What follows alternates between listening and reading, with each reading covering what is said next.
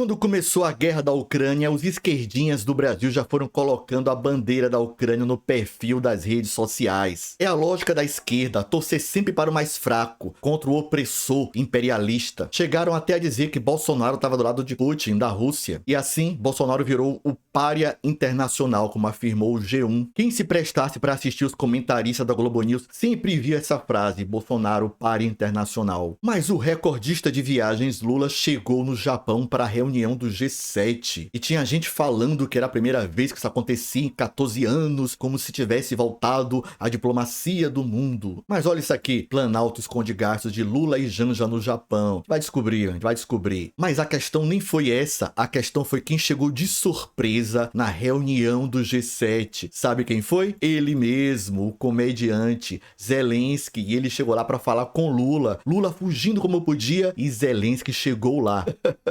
Lula fugindo, se escondendo, mas não teve jeito. O Zelensky tava lá no pé dele. Eu vou mostrar direitinho como é que foi isso.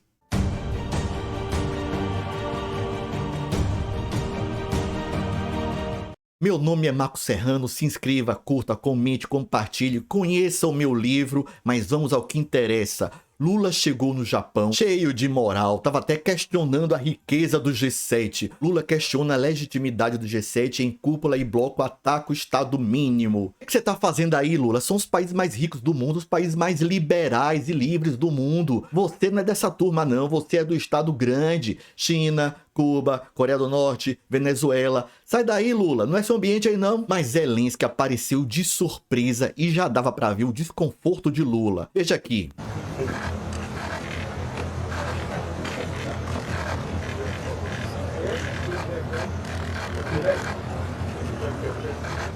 Ai, meu Deus. Vamos ver de novo, vamos ver de novo.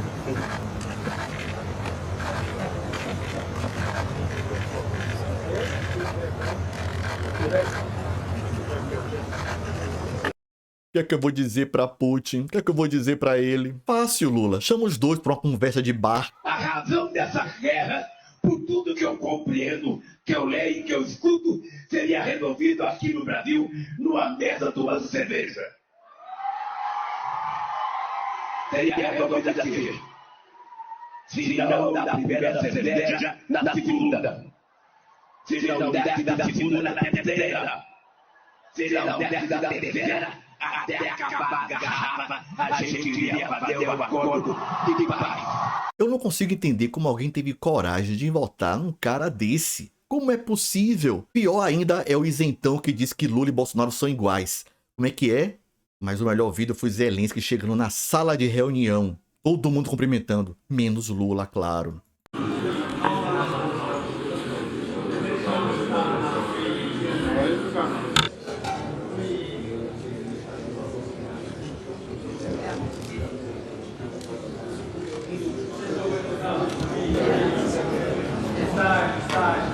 Esse cara que tá cumprimentando ele agora, dando tapinha nas costas, é Trudeau, o presidente do Canadá. Um cara totalmente de esquerda, mas fez questão de cumprimentar Zelensky.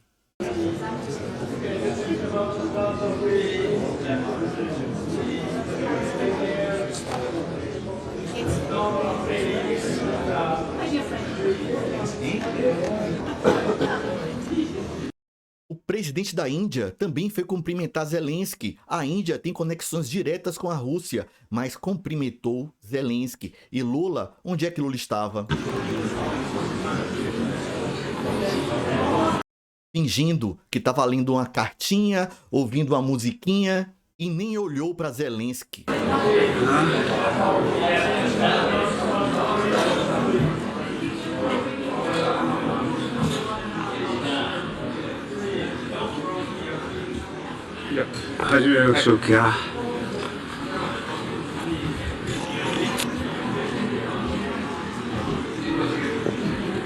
Depois dessa reunião, Zelensky se encontrou paralelamente com vários líderes internacionais. Mas Lula deu uma desculpa de agenda, não tinha agenda para atender Zelensky. E o que é que Zelensky achou disso? Ele falou.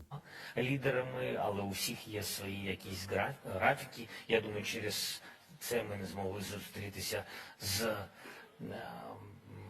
бразильським президентом. Вибачте, але ви розчаровані, що вам не вдалося знайти часу і з ним зустрітися? Це вас розчарувало? Я думаю, це його розчарувало.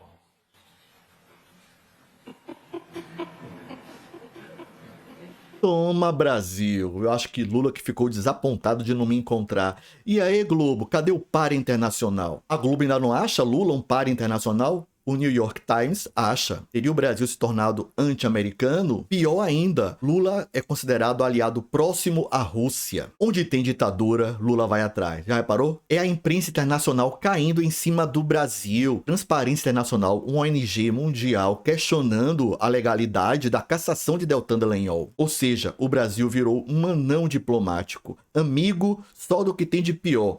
Coreia do Norte, Venezuela, Nicarágua, China. Sem falar que ele tá demonstrando medo mesmo de Putin, viu? É medo.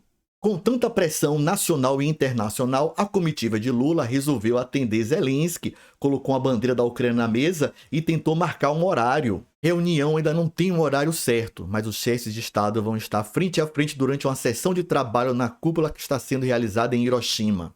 Mas Zelensky, com o mínimo de dignidade e honra, não compareceu à reunião de Lula. E nem precisava. A mídia de esquerda agora pode usar o argumento de que foi Zelensky que não quis conversar com Lula. Não acredita? Globo News. No último dia do G7, o presidente ucraniano justificou não ter encontrado o presidente Lula por incompatibilidade de agendas. Paralelamente à guerra da Ucrânia, nós vemos uma guerra das mídias, a guerra das narrativas. A narrativa da esquerda é sempre lutar pelas minorias, pelos mais fracos e assim angariar o voto dessas turmas. Mas essa é a nova esquerda, é a esquerda identitária. A esquerda de verdade, a esquerda de Lula, é aquela que quer o controle estatal, o controle da mídia. Nenhum exemplo melhor do que Putin com a Rússia. Então, Zé Esquerda, aceite. Nessa guerra, Lula está do lado da Rússia. Mais claro do que isso? Impossível.